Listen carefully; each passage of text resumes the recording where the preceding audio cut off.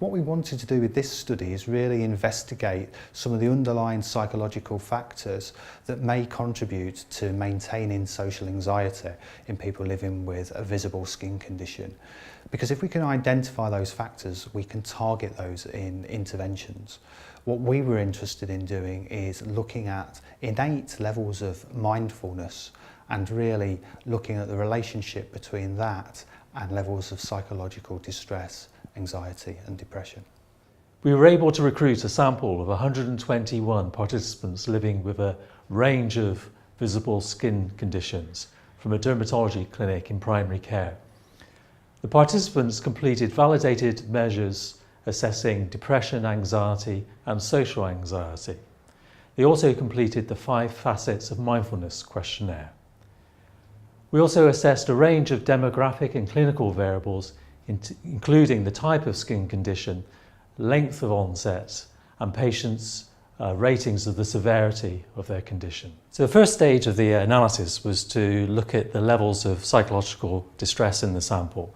So we found that 23% of the sample had clinically significant levels of depression, 51% of the sample had clinically significant levels of anxiety, and 33% of the sample had clinically significant levels of social anxiety. We then looked to see whether any of the control variables, for example demographics and clinical variables, related to these psychological outcomes. We found that the only variable that was related was a subjective severity of the skin condition. So we controlled for this in the regression analyses. We found that mindfulness explained 19% of the variance in depression, 39% of the variance in anxiety and 41% of the variance in social anxiety. When we looked at the individual facets of mindfulness, we found that acting with awareness was the most consistent predictor of the psychological outcomes.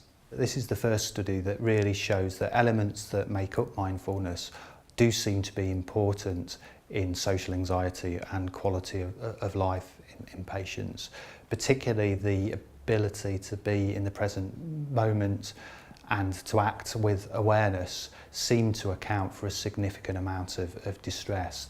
Now, why is that important? That's important because we can target those elements of mindfulness and build those up. That's the very nature of mindfulness-based cognitive therapy, attempts to increase those facets of mindfulness, and that's what we're going to do in our further research.